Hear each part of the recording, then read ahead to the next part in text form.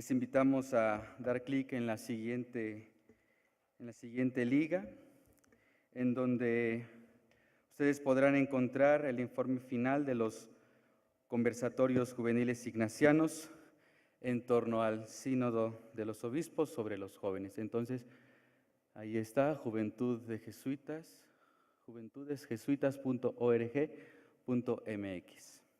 Entonces, para que le den un vistazo. Estimados compañeros, recordemos que en esta bienal hemos querido, pues de algún modo emplear y adaptar el método ver, juzgar y actuar. Y bien, en este último día analizaremos el actuar, ofrecer a los jóvenes herramientas de desarrollo integral enfocadas en el compromiso social para la transformación de su entorno. Y para cumplir dicho fin, es para mí un honor presentar a nuestra ponente de este día, María Luisa Aspe Armella, doctora en Historia por la Universidad Iberoamericana, miembro del Sistema Nacional de Investigadores Nivel 1, especialista en Historia Contemporánea y de la Iglesia en México, directora del Departamento de Historia de la misma universidad, miembro de la línea de investigación departamental Iglesia en México, siglos XIX al XXI, titular en las materias de Problemas Contemporáneos de México y de Historia de México Contemporáneo, miembro de la Comisión de Vigilancia y expresidenta del Instituto Mexicano de Doctrina Social Cristiana, IMDOSOC. Entre sus publicaciones destacan Jóvenes radicales y curas heterodoxos, la incidencia de la provincia mexicana de la Compañía de Jesús en el movimiento estudiantil del 68, Seminario de Movimientos Estudiantiles UNAM, Instituto de Investigaciones Bibliográficas México 2011, y en esta misma, la Unión Nacional de Estudiantes Católicos en 154 años de movimientos estudiantiles en Iberoamérica. Otra de sus obras, Cristo y los cristianos en la historia moderna de México en el siglo XX, en Cristo y los cristianos en México, Whitcamp, IMDOSOC, México 2011. El anticlericalismo en México, desde la óptica de los militantes de la Acción Católica Mexicana y de la Unión Nacional de Estudiantes Católicos, en el anticlericalismo en México, Franco Severino y Andrea Mutolo, coordinadores, ENA México 2009. La doctora tiene 3 líneas de investigación personal, paralelas y a la vez complementarias en torno a los siglos XX y XXI. Catolicismo político y social en México, instituciones sociales, educativas y políticas del catolicismo mexicano y de igual manera, provincia mexicana de la Compañía de Jesús. Sin más preámbulo, cedemos la palabra a la doctora María Luisa Aspe Armella con la conferencia titulada Relectura histórica del actuar juvenil católico en México. Le recibimos con un fuerte aplauso.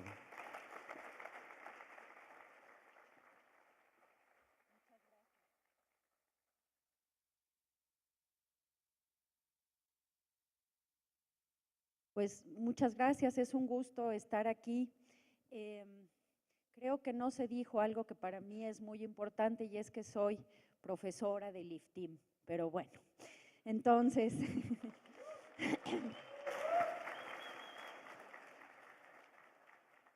miren, en 45 minutos es prácticamente imposible hablar de la participación de los jóvenes católicos de 1968 a la fecha. Y digo esto, no para curarme en salud, sino para decir que voy a hablar exclusivamente, presentar, de lo que es la visibilidad de la participación de los católicos en movimientos sociales. Esto no quiere decir de ninguna manera que no haya una participación específica por congregación religiosa a partir de los distintos carismas o incluso en grupos institucionales de la Iglesia, como todavía seguía, obviamente con otra orientación y sin la fuerza que muchas décadas anteriores, pero también en movimientos de acción católica que ya se veían desfasados de este pluralismo religioso.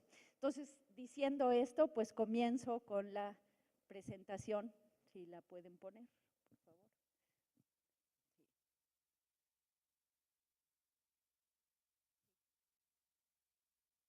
Bueno, primero que nada, ¿qué se entiende por el actuar juvenil?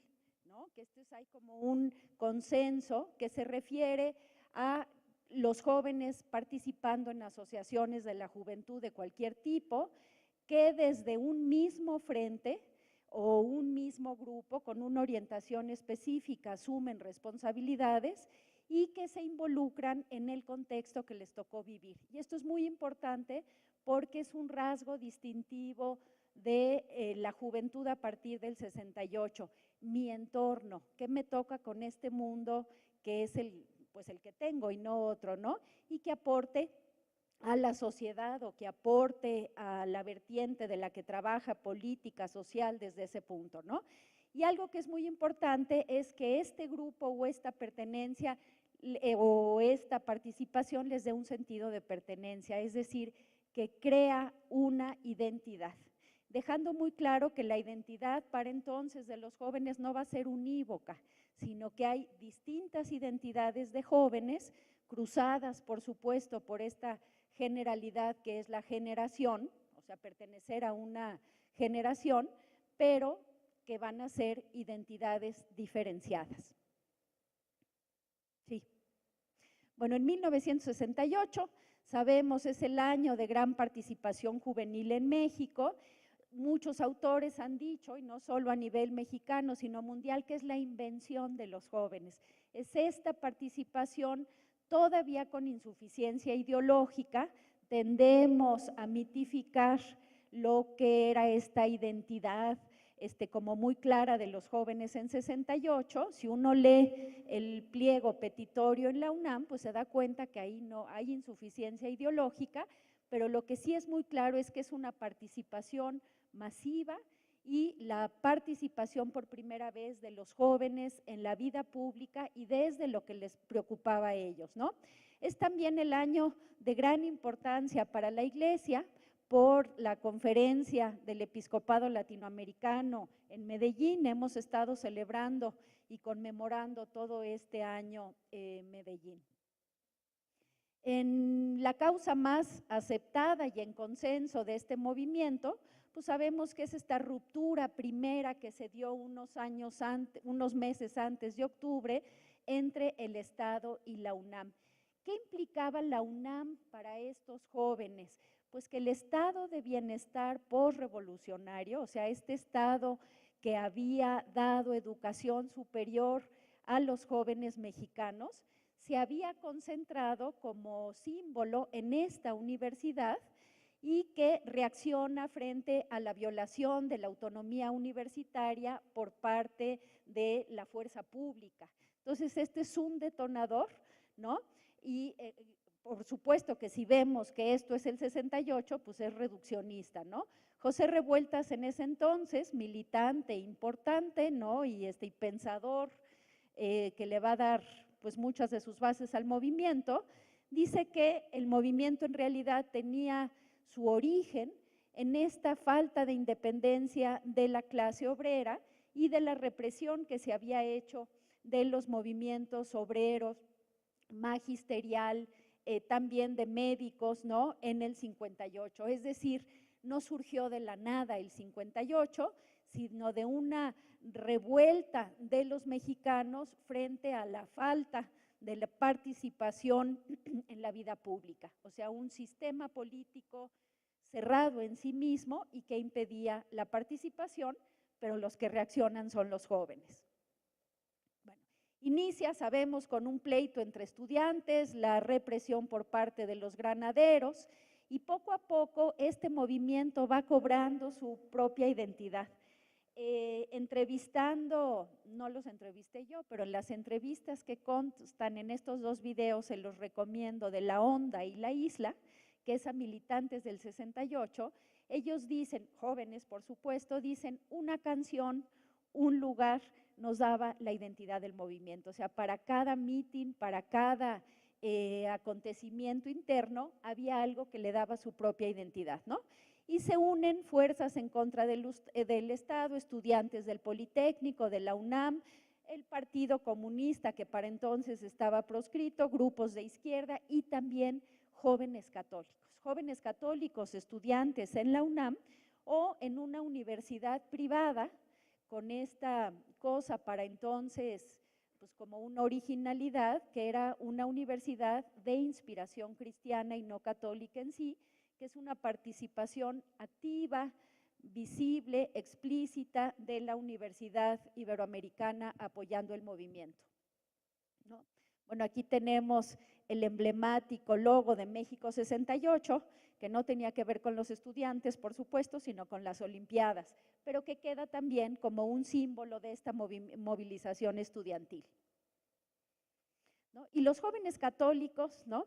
Entonces, muchos sectores cristianos, y esto nos lo dice Fernando Barranco, se mostraron solidarios con estas causas estudiantiles. Por supuesto que estudiantes de la UNAM, muchos religiosos participaban desde entonces como maestros en la UNAM, pero también la Juventud Obrera Católica, la Juventud Agraria, el movimiento de universitarios, el famoso MEP, y centros de apoyo como el Secretariado Social Mexicano y CENCOS, centros que estaban afiliados al episcopado mexicano y que esta toma de posición, con muchos jóvenes dentro además, como distanciándose del Estado y del discurso institucional de la Iglesia, pues se autonomizan.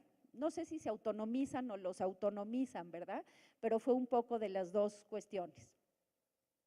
Y existe además pues el apoyo explícito, ¿no?, en las firmas de los comunicados, tanto de la Ibero como del Instituto Patria. Y de veras, aquí no lo digo porque yo sea de la Ibero, sino porque en los comunicados, revisando los periódicos, se ve que hay una participación explícita, ¿no? Jóvenes católicos apoyados por jesuitas que buscaban cambiar su realidad. Y se sabe pues aquí de algunos miembros de la compañía que se involucran. Este texto mío al que hacían referencia de jóvenes radicales y curas heterodoxos, pues habla de esto, ¿no? Bueno, es significativo, no mayoritario, pero significativo el grupo de católicos que participaron en el movimiento, y por eso es que se impartió una conferencia en el marco de las actividades universitarias de protesta de la UNAM, diciendo qué les toca a los jóvenes católicos hacer en este momento, ¿no? Jóvenes católicos que su principal demanda es acabar con la represión de la policía y abrir los cauces de participación que claramente, bueno, históricamente, pero sobre todo en el sexenio de Díaz Ordaz, estaban clausurados, ¿no? ¿Qué pasa con la jerarquía católica? Bueno, hay dos documentos importantes de ese momento: la carta abierta firmada por 37 sacerdotes, promovida por el padre Pedro Velázquez y en el Secretariado Social Mexicano, que es un apoyo a los estudiantes. Les recomiendo que la lean, está en internet y es de veras esperanzadora ver cómo los sacerdotes apoyan a los estudiantes con argumentos, sin juicios ideológicos, sino realmente diciendo aquí hay una causa importante, ¿no? Y hay también una carta del episcopado mexicano, del presidente del episcopado mexicano, acerca de los disturbios, y también hablan en esa carta de lo que es la represión del Estado hacia estos jóvenes. Hay que decir que luego hay una involución a nivel jerárquico y hay como un repliegue cuando comienzan a ver pues este cauce, estos ríos de jóvenes que participaban en contra de la represión estatal. En el contexto de las Olimpiadas de 1968, donde los ojos del mundo están puestos en México, pues es claro que tanto el Estado como la Iglesia jerárquica asumen pues unas posiciones primero más conciliadoras y después francamente conservadoras, ¿no?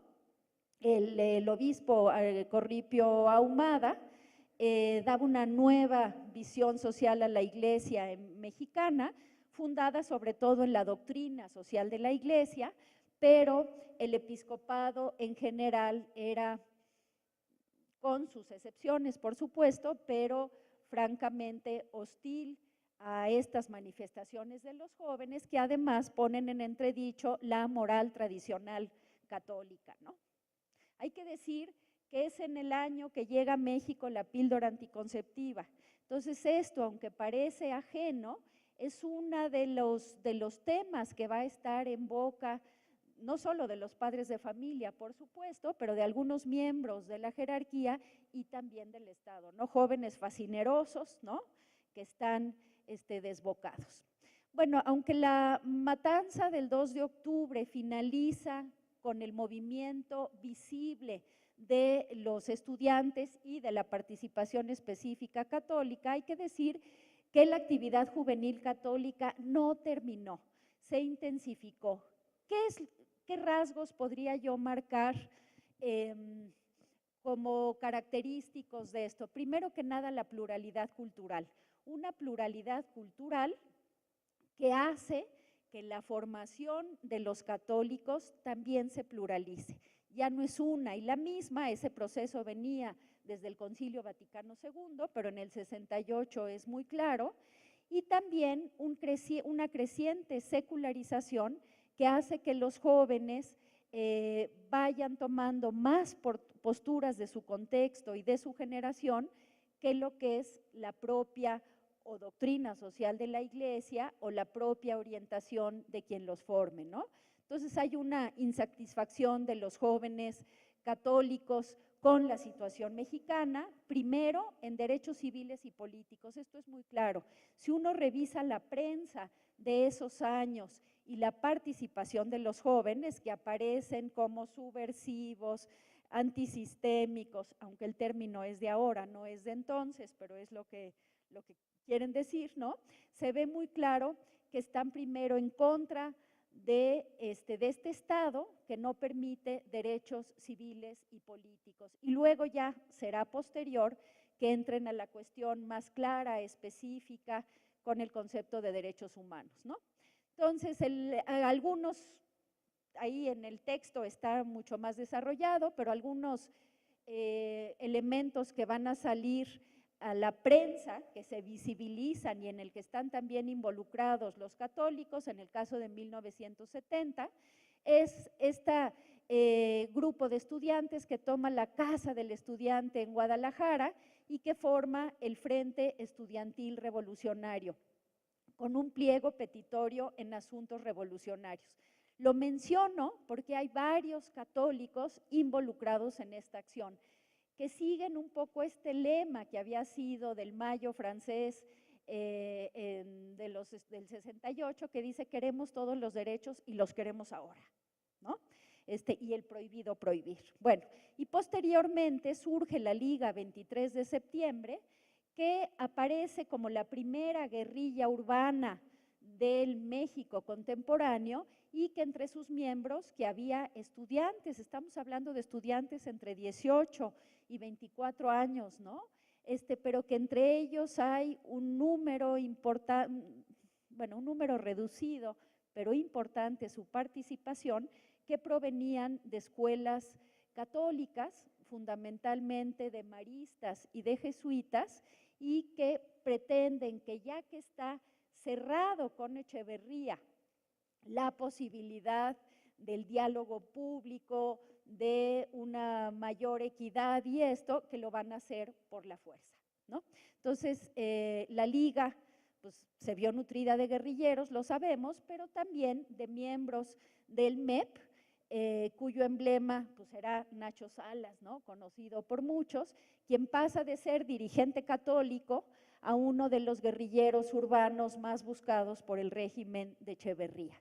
Les recomiendo ahí un texto de Fernando González en la revista Historia y Grafía de la Ibero, donde hace la narración del involucramiento de los católicos en la Liga 23 de septiembre por este caminito del MEP, ¿no? Y bueno, aquí se ve la Liga Comunista 23 de septiembre en la Comisión Nacional, donde aparece Nacho Salas como uno de los dirigentes más importantes, formado, ¿no?, sólidamente, doctrinalmente en la Iglesia. Hay que decir que la radicalización de esos años es generalizada, pero sobre todo es una respuesta debatible, por supuesto, pero que se da frente a la guerra sucia, que no era fenómeno mexicano nada más, sino latinoamericano, a la desaparición de jóvenes, ¿no? El propio Díaz Ordaz, cuando lo entrevistan después de, ya como expresidente, después del 68, él dice, es muy fácil desaparecer a los enemigos. Se refería a estos jóvenes radicales, estudiantes radicalizados. No es fácil hacerlo impunemente, pero es fácil hacerlo, uno los echa al mar, ¿no? O sea, pensando que desde una avioneta. Bueno, es un discurso además en ese contexto ya políticamente incorrecto, pero que habla de una práctica ilegal, pero asumida por la propia institución, ¿no?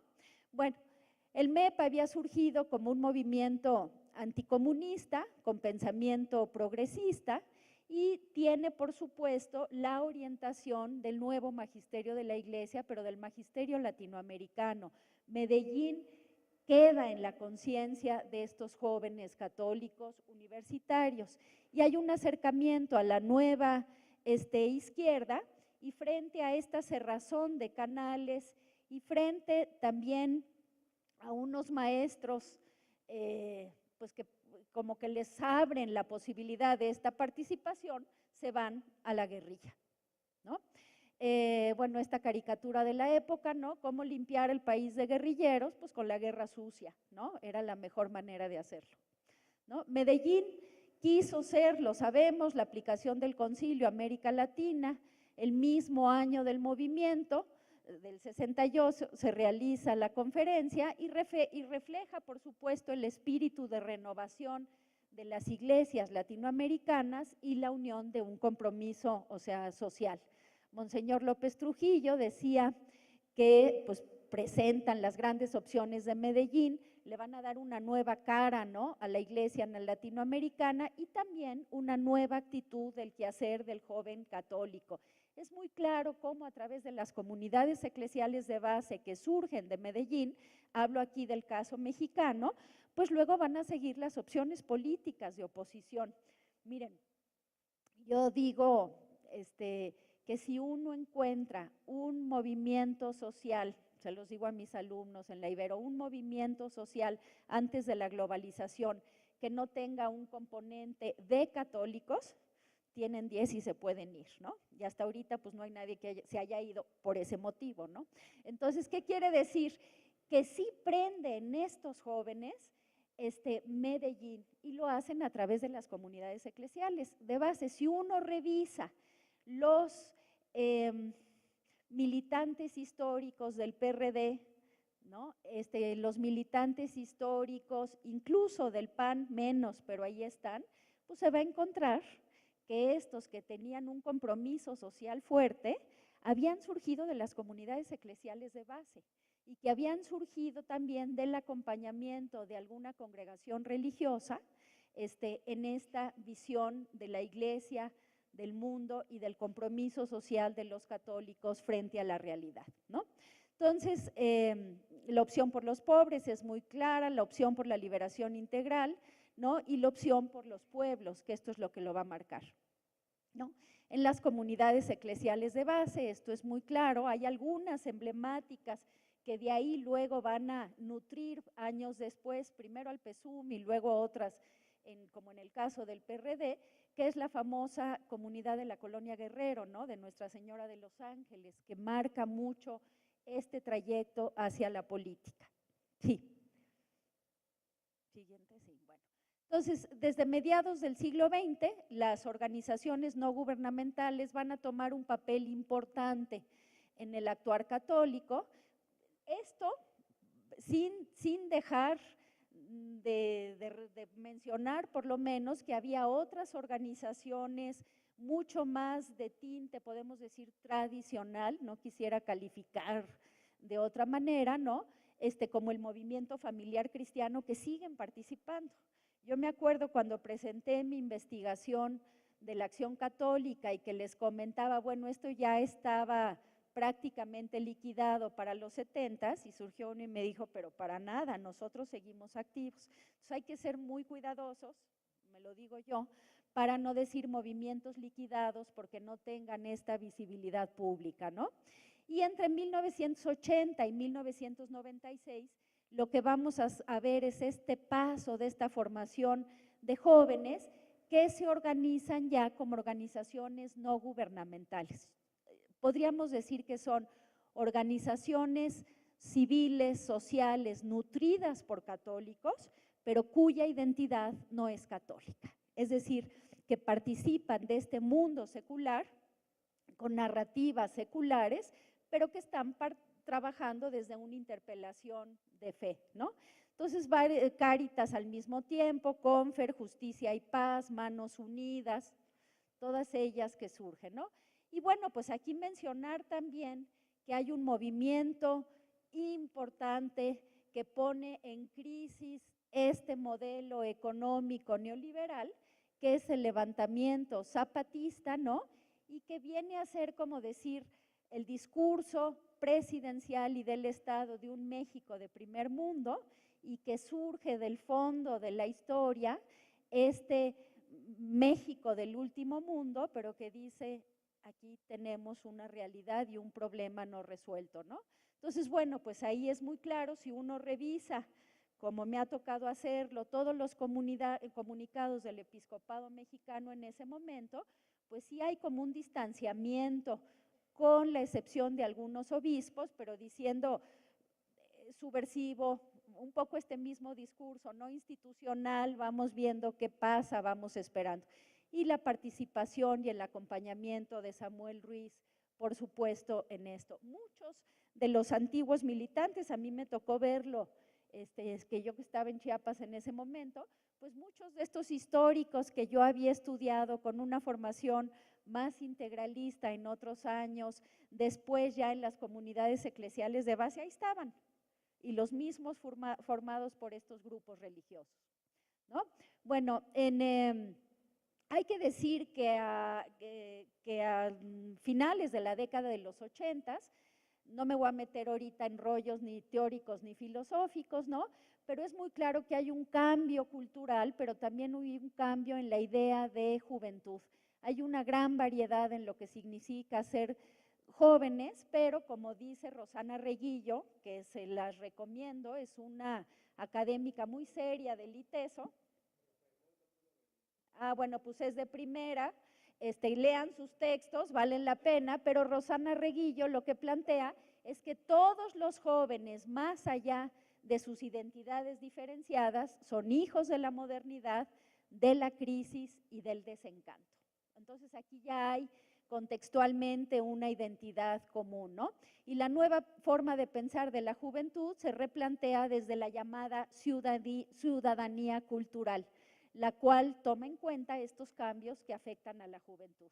Y la participación de los católicos ahí es desde la ciudadanía cultural. Ahí sí tenemos entrevistas a ese respecto y no te dicen soy católico, lo que los identifique es ser joven, ¿no? Entonces su inspiración, su pertenencia es secundaria. Bueno, cambios en la tecnología y los valores que de ella surgen, no se puede entender esta nueva identidad de jóvenes que surge desde los años 90, que tiene que ver con, por supuesto, con la tecnología, el derecho de los jóvenes a la integración plena en la sociedad, los derechos y deberes que se otorgan a los 18 años, que son meramente una cuestión formal, pero que no tienen una alternativa real para la inserción económica y plena en la vida política, social, cultural, y las distintas ofertas de lo que es ser joven, identificarse con sus pares y diferenciarse del resto, que esto es importante, ¿no? Otras características que determinan a esa juventud, vinculados a su presente, muy conscientes del triunfo de la globalización y del discurso neoliberal que los margina, que los restringe, la mundialización de la cultura, un empobrecimiento generalizado de la población y, por supuesto, la deslegitimación de las instituciones políticas, instituciones culturales, como la familia, pero instituciones religiosas también, y en el caso específico de la Iglesia Católica, ¿no? Entonces aquí, como dice Benjamín Bravo, ¿no? Este cambio de época, que no es una época de cambio, sino un cambio de época, donde las matrices culturales todavía de cuño moderno, ¿no? Que empieza desde la Revolución Francesa o desde la Ilustración, pues ya no sirven para pensar la realidad, ¿no? Entonces que hay este vacío, este desorden, a veces un caos. Hasta que no nos muramos los modernos, ¿verdad? Y que ustedes jóvenes asciendan, pues el reto es convivir y hacer de esta convivencia lo mejor posible. Bueno, individualista, lo sabemos, si ustedes leen Aparecida, pues queda muy claro este planteamiento de una cultura individualista, relativista, que termina con la noción de objetividad de la verdad y que niega la posibilidad de conocer verdaderamente, ¿no? Que reduce el intento a mediaciones, a opiniones y perspectiva. Hay que decir que aquí hay un cambio, un sello importante, y es que la jerarquía, de nuevo estoy haciendo una generalización que no es del todo válida, pero en América Latina los episcopados se quedan con esta noción de relativismo, pero sobre todo del relativismo moral, ¿no? Que es lo que les preocupa, no tanto de este relativismo que es epistemológico, que queda hasta el fondo de la cultura, ¿no? Bueno, y en este contexto, ni el Estado, ni los partidos políticos, ¿no? Han sido capaces de generar matrices discursivas que puedan interpelar a los jóvenes. Yo agregaría aquí a lo que dice Rosana Reguillo, que no está hablando, ni es su tema, ni es su fe, los jóvenes católicos, pero también yo agregaría religión y específicamente el catolicismo. Bueno, un proceso de secularización y desvinculación con la Iglesia Católica en México y en el mundo que es creciente, además con este desencuentro con la religión, ya no de la forma violenta de los 60s contestataria, ¿no?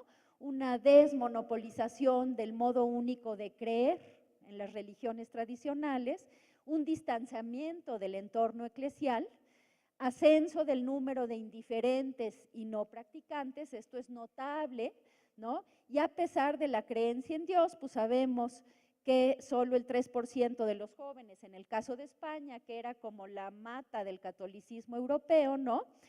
Ven a la Iglesia como fuente de sentido. Esto es importante porque tiene que ver a la Iglesia como que no significa para ellos. Bueno, no hay ausencia de espiritualidad, esto yo lo he comentado varias veces, que los teóricos y los encantados con las teorías de la secularización, si su apuesta hubiera sido cierta, pues bueno, ya no habría religiones y no habría nada, ¿no? Entonces, sí hay, pero desinstitucionalizadas, ¿no? Hay gran demanda espiritual, lo sabemos. Los jóvenes en este relativismo cultural buscan otras salidas, ¿no?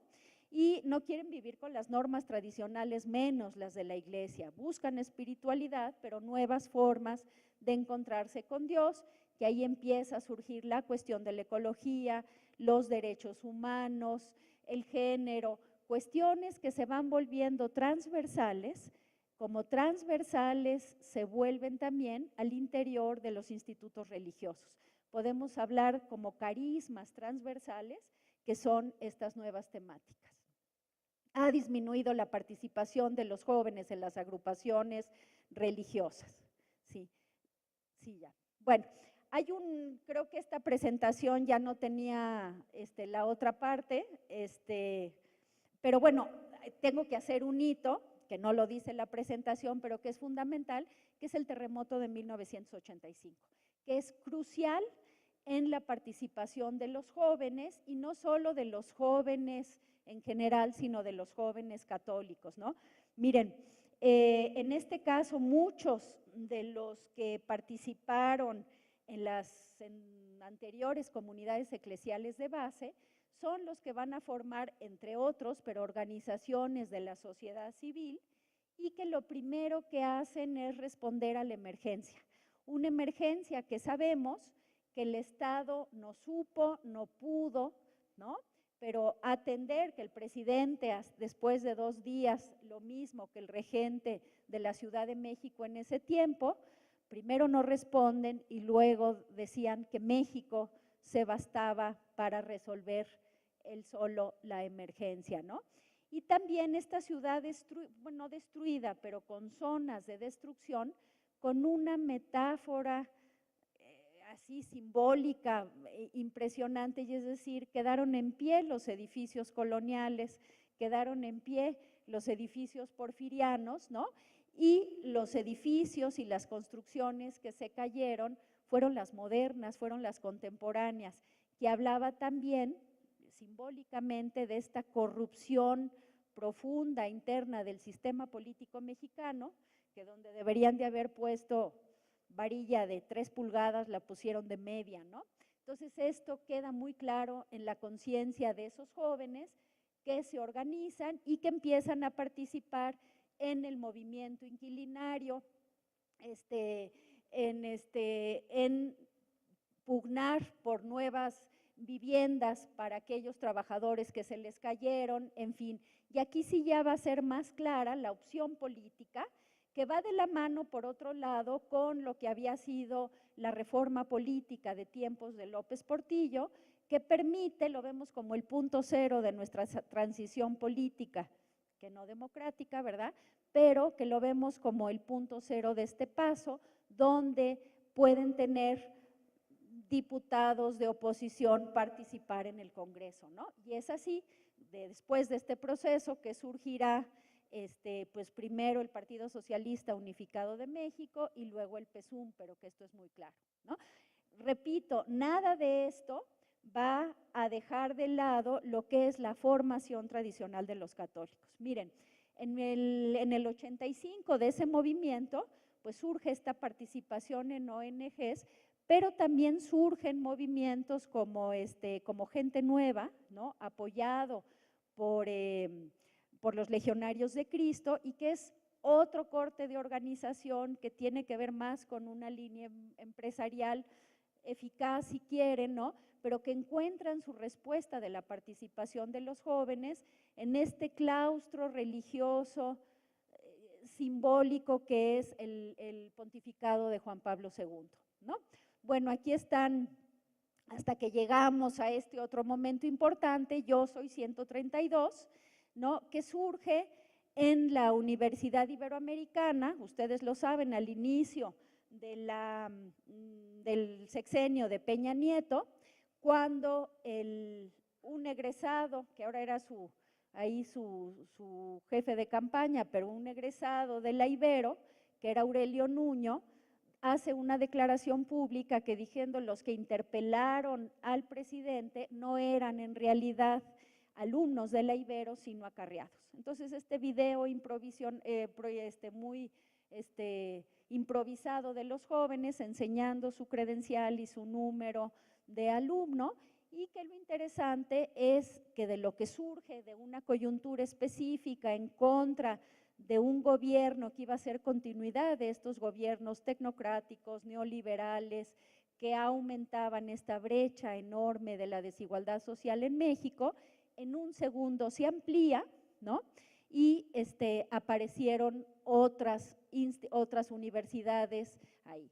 A mí me acuerdo que me entrevistaron entonces, ¿por qué en la Ibero, si es una universidad privada, de élite?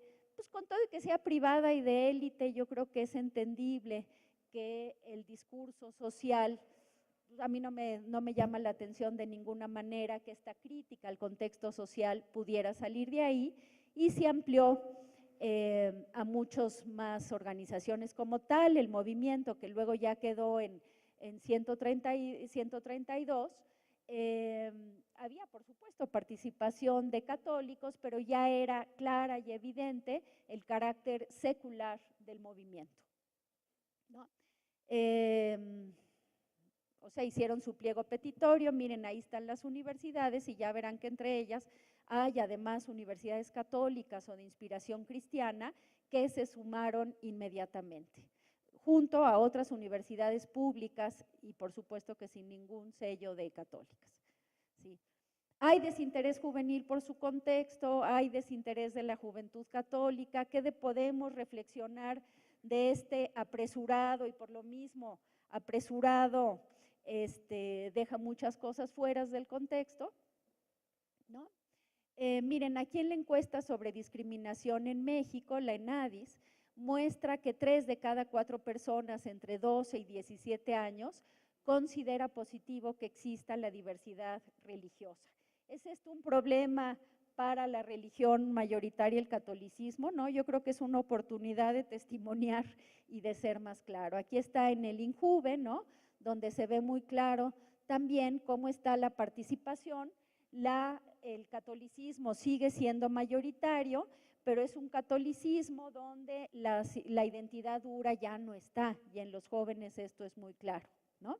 En esta que fue la encuesta de Indosoc, se ve también cómo hay numéricamente, sigue siendo importante la participación del catolicismo ligada a otras confesiones religiosas, fundamentalmente cristianas, pero que también esta pertenencia al catolicismo tiene que ver con cuestiones de emociones, de nostalgia, y también tiene que ver con tradición, ¿no?, con un membrete que pues ahí se tiene, ¿no?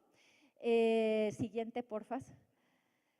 El 94% de los mexicanos, esto lo he mencionado muchas veces, no participa en ninguna organización social ni de medio ambiente, de asistencia o de caridad, y este es un foco rojo porque hay que decir que también se encuestaron jóvenes, o sea, las franjas etarias, o sea, por distinción de edades, estaba equilibrada, jóvenes, viejos, o sea, de 18 años para arriba, ¿no? Y en este sentido, pues este dato preocupante, que es el gran reto para las iglesias y para la iglesia, que es que solo el 5% participa en alguna acción social. ¿Qué quiere decir esto? Que para el 95% de los católicos mexicanos, incluidos los jóvenes, aunque los veamos muy activos y todos los de aquí lo sean, ¿no?, el compromiso social no es constitutivo de su fe, ¿no? Y esto es preocupante. Bueno, ya voy a acabar. Bueno, entonces aquí están otra, por favor, ya esta la dejo pasar. En fin, una más, ¿no?, que son las participaciones en que trabajan, ¿no?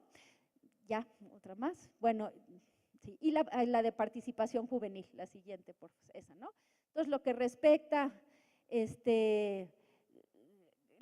con mayor grado de participación juvenil fueron aquellas que promueven el fortalecimiento social. Esto es importante porque hay una relación directa entre el contexto terrible de violencia que estamos viviendo, por lo menos desde hace 12 décadas, ¿no?, y la participación de los jóvenes en la reconstrucción de tejido social, desde la iglesia y desde fuera de la iglesia, ¿no? La iglesia ha estado consciente de la situación de la juventud. Una institución sabe que es una institución poco cercana, que la asistencia a misa es prácticamente nula y que lo que privilegia ahora los jóvenes, ¿no?, son pues no los maestros, sino los testigos. O sea, lo que busca son testigos. Aquí en otra encuesta distinta, ¿no?, que habla de la asistencia a misa, yo creo que no necesitábamos la encuesta para saberlo, pero bueno, ahí está, ¿sí? ¿Qué otra, no? Y un acercamiento con los jóvenes se dio a raíz del llamado del Papa Juan Pablo II en las Jornadas Mundiales de la Juventud. ¿Por qué planteo esto para confrontarlo con lo del Papa Francisco? Bueno, lo planteo porque lo que fue muy claro es que en ese momento que se estaban dando las jornadas de la juventud y este apoyo masivo y asistencia masiva, fue el momento de mayor descatolización de la Iglesia y también un momento de inflexión donde los jóvenes iban, adoraban al Papa, pero no había ningún seguimiento, por supuesto que doctrinal, pero tampoco de participación activa en obras de la Iglesia, ¿no? Y el Papa Francisco, miren yo no estoy de acuerdo con el planteamiento, pero dice Bruce Swansea, ¿no? La figura del Papa, por tradición, niega y reta la modernidad, rechaza los cambios del mundo como divorcio, homosexualidad, sexo antes del matrimonio, etcétera. Yo creo que es una afirmación categórica que pues le falta hilar más fino, ¿no? Sin negar lo que es la doctrina y el magisterio. Siguiente, bueno, aquí tenemos a Juan Pablo, tenemos a Francisco, que es otro modelo de iglesia, claramente, ¿sí? Y aquí, pues este cambio fundamental con el Papa, donde pues queda clarísimo que el compromiso social en este contexto específico, con síntomas o signos de los tiempos tan claros como la migración, es evidente, ¿no? En el Papa ya se interesa por la juventud, los invita a ser activos, a hacer lío, acuérdense en la carta a los jóvenes, siguiente, y encuesta para los jóvenes en la preparación del sínodo, vale la pena que se metan y la vean, además de la de los jesuitas, pero vean esta, ¿no? ¿Sí? Y bueno, el sínodo de octubre de 2018 de la juventud, ¿qué es lo que piden los jóvenes? Siguiente, no, el siguiente. ¿No? Entonces, una más. Están diciendo aquí testimonio coherente, reconocimiento de las faltas y hacer algo con esas faltas. Es clarísimo y no se ha encuestado todavía el peso que tienen para los jóvenes dentro y los que han dejado de la Iglesia el fenómeno de la pederastia eclesial, ¿no? Abrirse a la era digital, esto le pidieron, repensar el rol de la mujer dentro de la Iglesia, pues yo creo que crearlo, ¿verdad? Porque así como rol dentro no hay tal. Guía, muchos jóvenes quieren participar, ¿no? ¿En qué pueden participar? Temas de interés, migración, desempleo, narcotráfico, trata y temas, todos ellos vinculados con la realidad. Siguiente. Más. ¿Otra? Bueno, ya. Entonces digo al final, ¿con qué me quedo de esto? O sea, en síntesis, pues poder decir que hay a partir del 68 y hasta ahora, una creciente pluralización cultural, una pluralización creciente de la formación religiosa, particularmente de los laicos y de ellos evidentemente de los jóvenes, la secularización creciente, una lógica que es generacional más que identidad religiosa, creciente compromiso social, involucramiento político y estos temas transversales que se convierten en carismas transversales, y uno muy importante que me parece que es central, y es que los jóvenes ya se perciben a sí mismos, la juventud se percibe como un estado, no como una transición. O sea, estos jóvenes pensando en el presente hoy, ya no en que son transición hacia el futuro. ¿Y esto por qué? Porque el horizonte de expectativas que tienen para el futuro están prácticamente cerrados. Muchas gracias.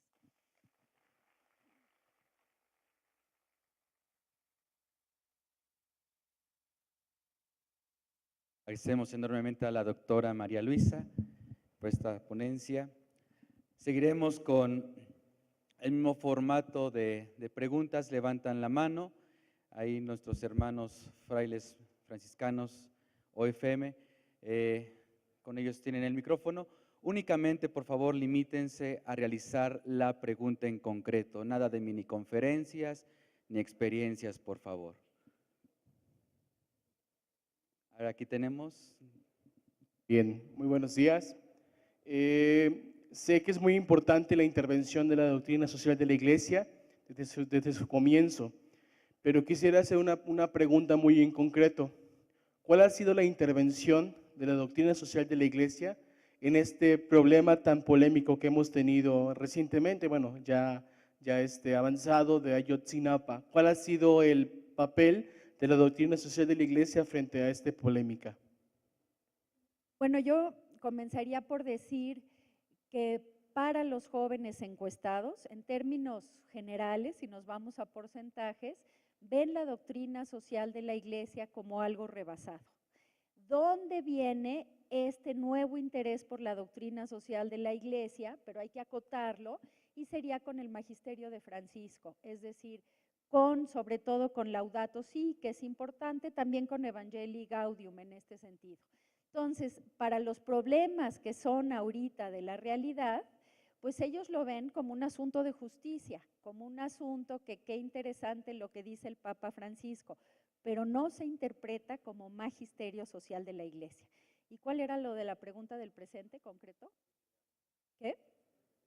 Ayotzinapa. Bueno, y en Ayotzinapa, pues los obispos que han estado más comprometidos con este caso específico, los de la región y los jóvenes, pero como un pronunciamiento explícito sobre no lo hay.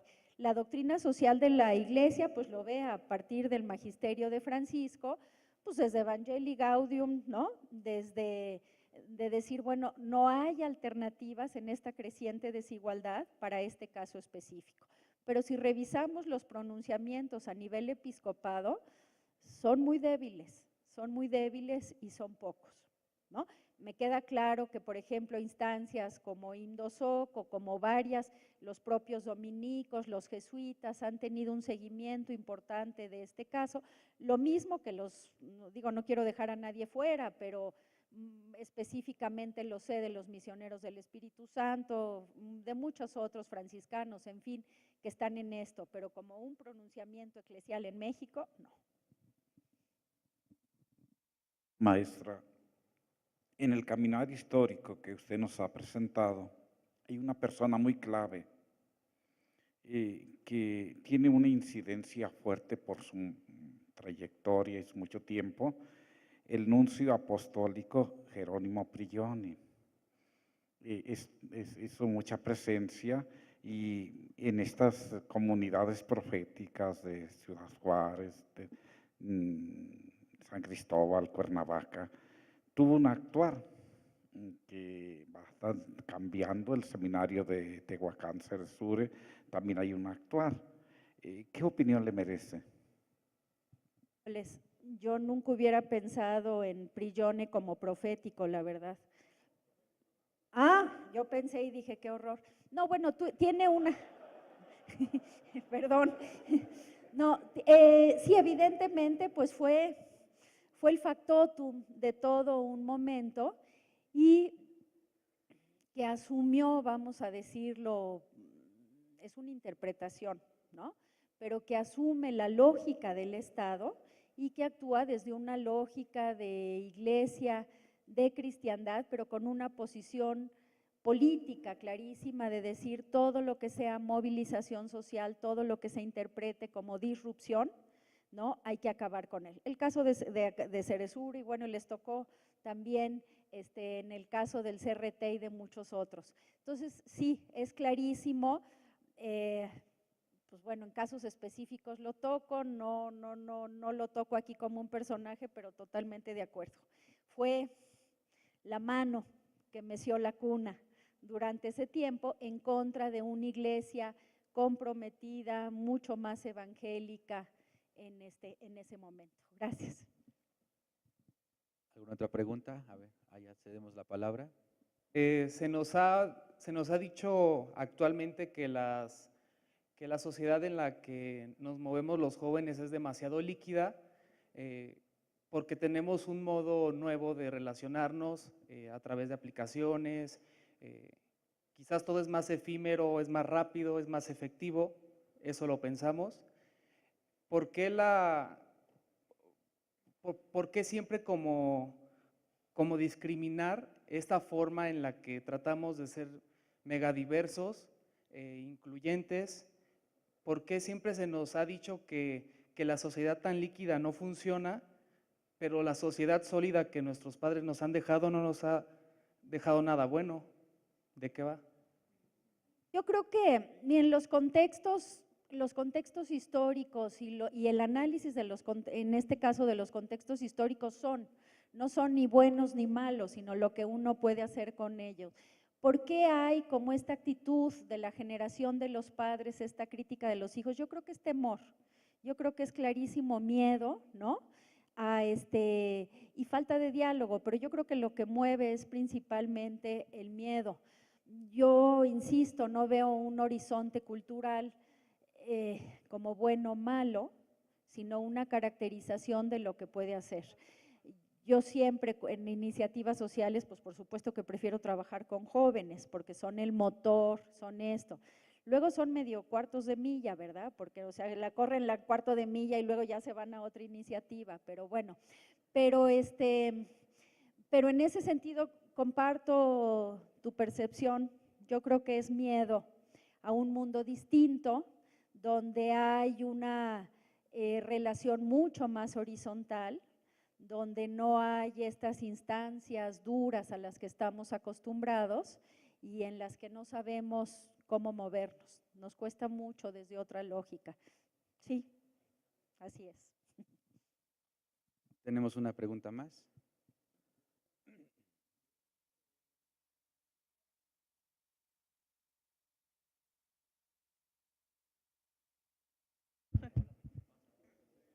Gracias. Oye, en algunas encuestas, hablando de la vida consagrada, hay ciertas tesis que dicen que hay un fenómeno de neoconservadorismo en los jóvenes que entran a la vida consagrada.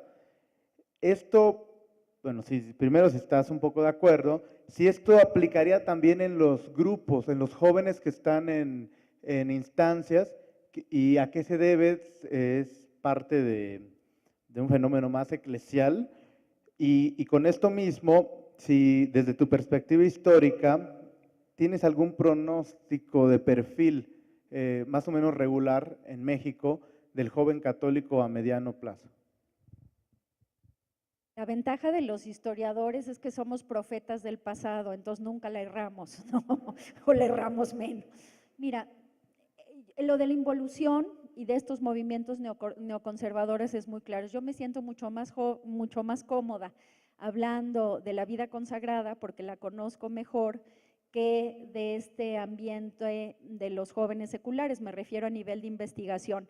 Y sí es muy clara, pero se dan los dos extremos. Por un lado, esta involución a movimientos neoconservadores, lo vemos por ejemplo en la vida contemplativa, es interesante, no solo en Europa, donde es muy claro en el caso de España, pero también hay en México, y yo me interpreto, y permítanme una así aproximación, hace falta mucha investigación para hacerlo, pero que tiene que ver con la seguridad. Creo que les comentaba en clase lo que me decía una consagrada de perfil muy conservador, que me decía, tú te das cuenta la seguridad que me da saber que si camino por aquí, como me dicen, voy a llegar a la vida eterna, ¿no? Entonces dices, híjoles, pues sí se ha de sentir rico, pues yo no estoy segura de nada, ¿no? Pero bueno, entonces yo creo que tiene que ver con seguridad y tiene que ver con quitarte el pendientito de tener que discernir, quitarte el pendientito de la libertad y lo de que eso implica. Y en los movimientos eclesiales también se ve esto, en los movimientos de laicos, movimientos muy conservadores, pero una cosa es el discurso y otra es la práctica, ¿no? Como que están con un pie en este conservadurismo mucho más ideológico, mucho más discursivo, pero con prácticas de jóvenes, ¿no? Me contaban que se encuestó, yo creo que medio de mala leche, pero se encuestó, o sea, del número de embarazos que salían después de las jornadas mundiales de Juan Pablo II, ¿verdad? Entonces, con toda la mala leche, pero bueno, hay ahí un dato interesante. Eso por un lado, pero también del otro lado, o sea, tenemos un compromiso mucho más creciente de los jóvenes en estos temas de la ecología y por eso empatan con Francisco, no por la doctrina dura, ¿no?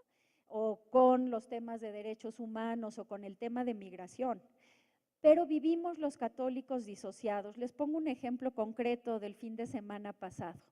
En un mismo día, a la misma hora, estaban en las redes sociales el tema de las marchas por la vida en todo el país.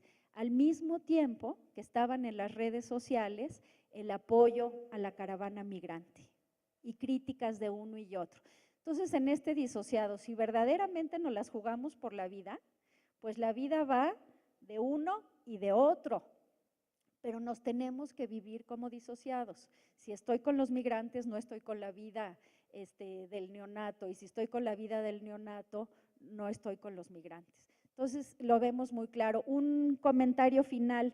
Miren, hay una congregación religiosa, contemplativa, de mujeres, que no voy a decir su nombre, pero española, que entraron en 1998, entraron a la congregación en una generación, mujeres universitarias, ¿no? Todas guapas, güeras, monísimas, ¿no? Y entraron 40. Y entonces dices, bueno, ¿qué pasó para que 40 de un jalón entraran a la vida contemplativa? O sea, la vocación no es por mayoría, ¿no? Y por supuesto, me lo decía uno como diciendo, ya ves cómo la opción, y a los 5 años ya se habían salido muchas de ellas.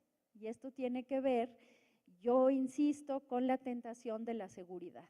De en medio de este caos, como Mafalda, detengan el mundo, que aquí me bajo, abran las puertas, que aquí me encierro. Cuando sabemos que la vida contemplativa no están ahí por resguardarse del mundo, sino por otras razones. Muy bien, una última pregunta, bueno, penúltima porque falta la mía. ¿Qué esperanzas tenemos ahora con el sínodo cuando va don Carlos, que estoy casi seguro que jamás ha tenido un encuentro con la juventud? Se llega en su Kia con su escolta, se baja, se pone la mitra, el báculo y demás.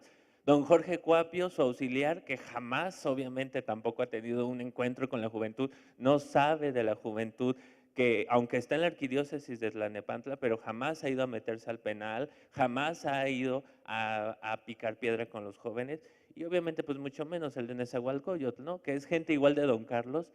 ¿Qué esperanzas tenemos nosotros como jóvenes cuando es igual un tejido de ellos de élite, cuando no conocen nuestra problemática como jóvenes, cuando no conocen nuestras inquietudes, y que ellos están en otro nivel totalmente diferente al que nosotros nos movemos?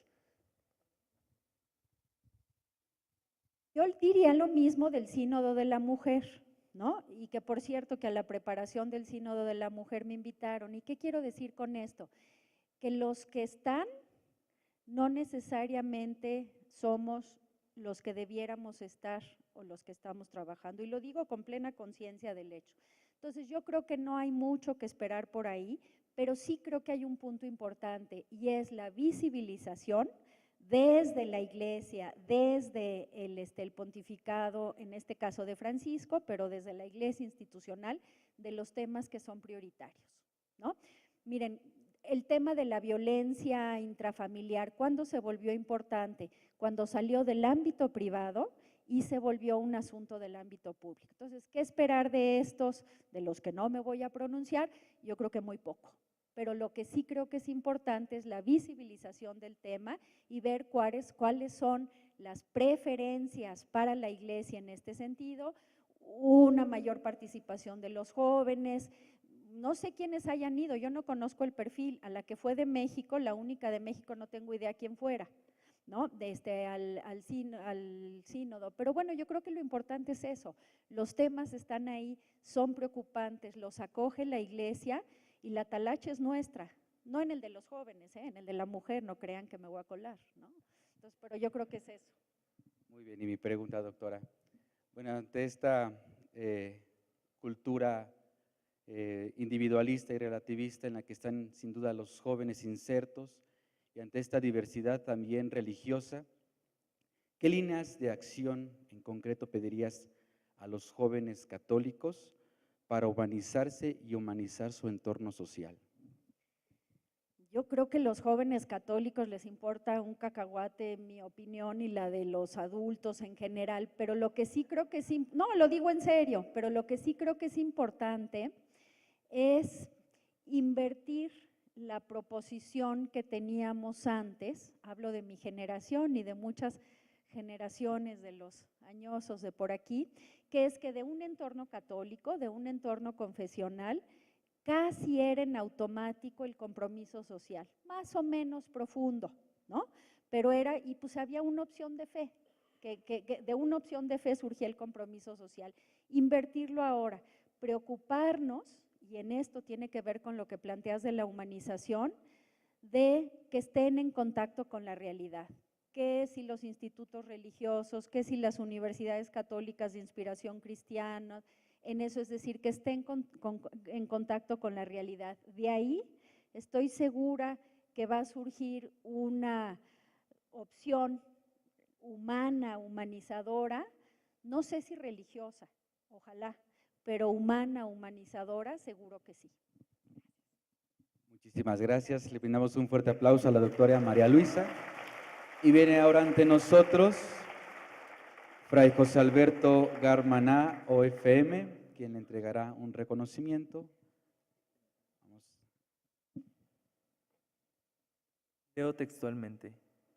Unión de Instituciones Teológicas Católicas en México otorga el presente reconocimiento a la doctora María Luisa Aspe Armella por su ponencia dentro de la 13ª Bienal Teológica 2018, Jóvenes en Proyecto de Humanización, Herencia y Esperanza Cristiana. Firma Maestro Jorge Piedad Sánchez, presidente de la UITCAM, Ciudad de México, a 25 de octubre del 2018.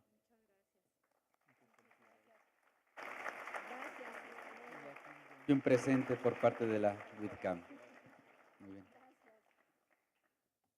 Muy bien. Muchas gracias, doctora. Ahora pasaremos a un breve descanso, un break. Les pedimos estar aquí en punto de las 11:05 de la mañana. Recuerden no introducir recipientes que puedan derramar algún líquido, ni galletitas, nada. Por favor, aquí nos vemos 11:05 de la mañana. Muchas gracias.